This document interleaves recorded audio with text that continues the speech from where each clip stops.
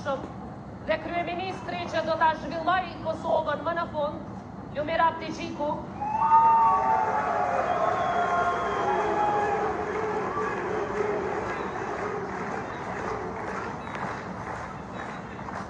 LDK-ja nuk është thjesht një parti.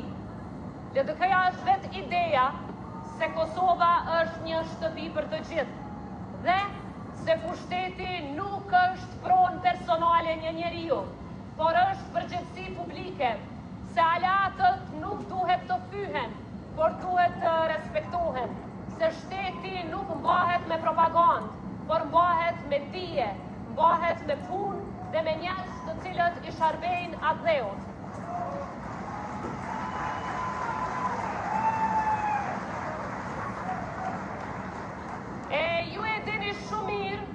Ju e dini shumë mirë se na keni provuar se cilin.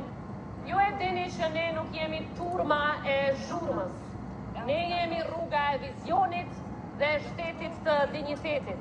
Pra kjo do t'jetë betejë 7 qershorit. Me atë datë, Kosova vërtet ndodhet mes dy rrugëve. Mes një Kosove që ndërton e zhvillohet dhe një Kosove që rënon për ditë. Mes një Kosove që i bashkon njerëzit dhe një Kosove që i përçan ata. Mes një Kosove që i respekton aleatët dhe një Kosove që i quan ata shumë naiv. Sepse po, mund ta dua shtetin tënd fort, pa e izoluar atë. Mund të jesh krenar, pa u bërë mos mirënjohës. Mund ta mbrosh sovranitetin, krah për krah me aleatët strategjik. Dhe kjo është rruga jonë, kjo është rruga rrugëviane, kjo është rruga që beson se pushteti është përgjegjësi e asnjëherë nuk është pronë. Se shteti ndërtohet me dije e asnjësi me propagandë, se politika bëhet vetëm e vetëm për qytetarët e jo për ego personale. Kosovës nuk i duhet një politikë që ndez urrejtjen, por një politikë që ndez shtresën. Dhe nga ky qytet këtu nga Zvicra, ku shqiptarët ndërtuan jetë me tjerse me sakrificë, duhet të nisë sot një mesazh i qartë. Se sa herë që ky popull është vënë përballë një momenti historik, ai ka ditur ta zgjedh rrugën e duhur. Prandaj le ta zgjedhim atë përsëri. Le ta zgjedhim sërish shtëpinë e vetme të Ibrahim Rrugovës, Lidhjen Demokratike të Kosovës.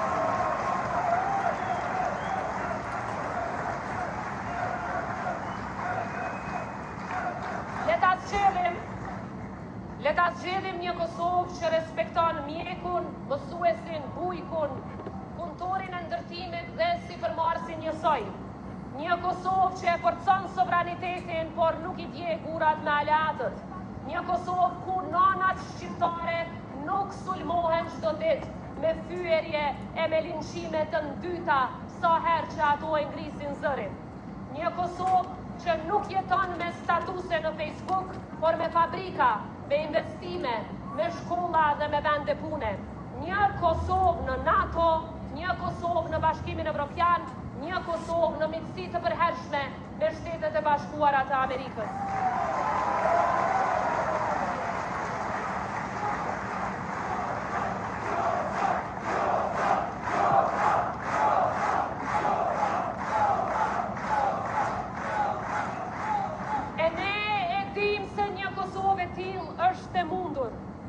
Prandaj, do ta kemi me mbështetjen tuaj.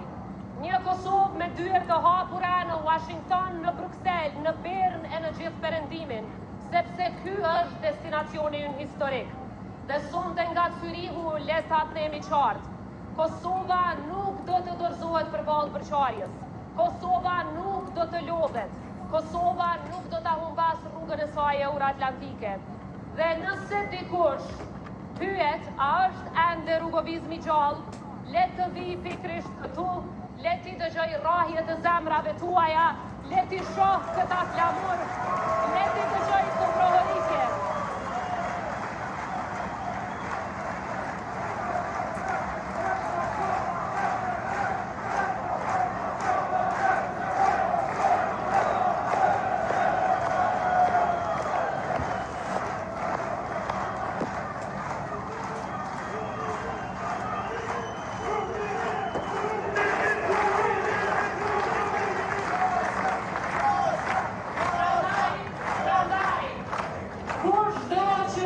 në rrugovizëm dhe sa i fuqishëm është ai vizion, let viti shoh shqiptarët këtu që jetojnë larg Kosovës, për që kur nuk hoqën dorë nga Kosova.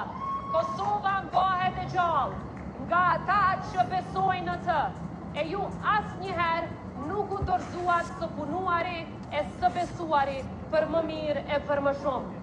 Prandaj, me 7 qershor ta zgjedhim Kosovën e dinjitetit.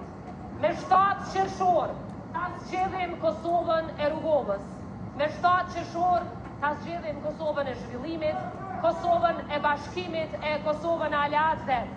Dhe kur pyetet historia se kush e mbajti Kosovën drejt, përgjigja nuk do t'jetë shumë e gjatë, por do t'jetë një tokë fjalësh i thjeshtë. Rrugovizmi jeton dhe rrugovizmi fiton dhe nuk ka kush që ndal apo përkut.